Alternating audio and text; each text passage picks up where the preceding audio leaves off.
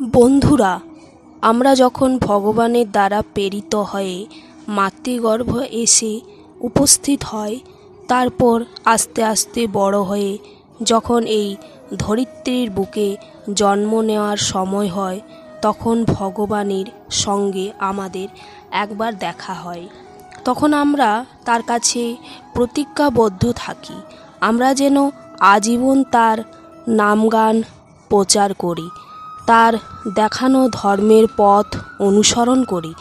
কিন্তু জন্মের পরেই আমরা এই জাগতিক মোহমায়ায় জড়িয়ে গিয়ে ভগবানকে দেওয়া সেই প্রতিজ্ঞা ভুলে যাই। নানা অকর্ম কুকর্ম করে যায় সারা জীবন ধরে, পাপে ভরে যায় জীবনের খাতার পৃষ্ঠা। ভগবান কিন্তু আমাদেরকে ধর্মের পথে ফেরানোর জন্য বিভিন্ন সময়ে নানা সংকেত দেন। সেটা আমরা কেউ বুঝি, আবার কেউ বুঝি না। যারা বোঝেন তারা হলেন পূর্ণবান ব্যক্তি।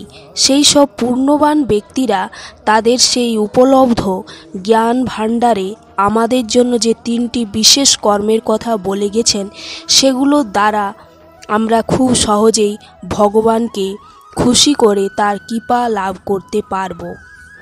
সেগুলো হলো প্রত্যহ গীতা পাঠ।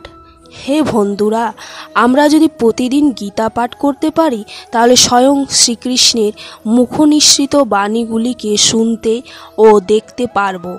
এছাড়াও ভগবান শ্রীকৃষ্ণ আমাদের মধ্যে বিরাজ করবেন, কারণ এটা হলো ভগবান শ্রীকৃষ্ণের মুখনিসৃত বাণী, যা সত্য।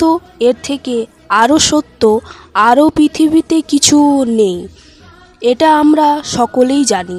তবুও তা জানা সত্ত্বেও আমরা প্রতিদিন গীতা পাঠ করি না, বা সময়ের অভাবে তা করা হয়ে ওঠে না।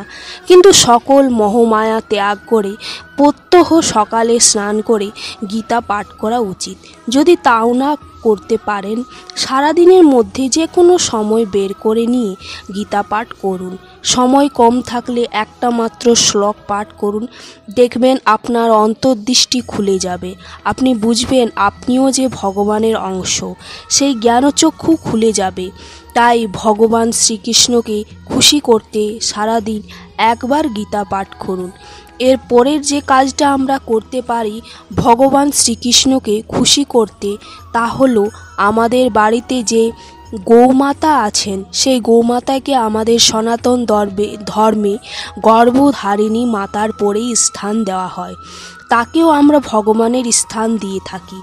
ভগবান শ্রীকৃষ্ণের বিভিন্ন সময়ে যে বিভিন্ন ধরনের রূপের মূর্তি বা ফটো আমরা দেখি, সেখানে এই গৌমাতাকে সেই মূর্তি বা ফটোর পাশে দেখানো হয়, কারণ ভগবান শ্রীকৃষ্ণ এই গৌমাতাকে খুব ভালোবাসেন ও পছন্দ করেন।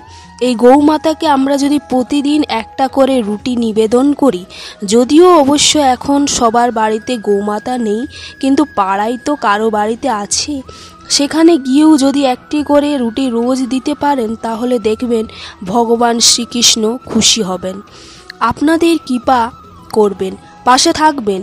এরপরে যেটি আপনারা দেখতে পারেন সেটি হলো, যখন আপনারা ভগবান শ্রীকৃষ্ণের পূজা করেন, তখন তাকে ভক্তি ভরে সম্পূর্ণ বিশ্বাসে তার পা দুটিকে আপনার দুহাত দিয়ে ছবেন।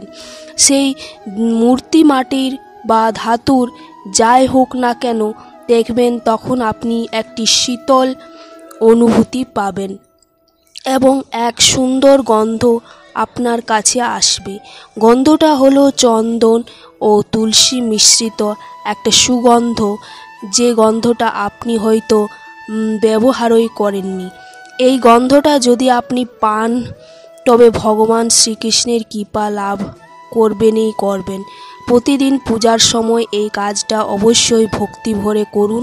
আপনি অবশ্যই একদিন এই সংকেত পাবেন, তার কৃপা লাভ অবশ্যই করবেন। জয় শ্রীকৃষ্ণ। আপনারা অবশ্যই ভালো থাকুন, এই কামনা করে আজকের ভিডিওটি শেষ করলাম। নমস্কার।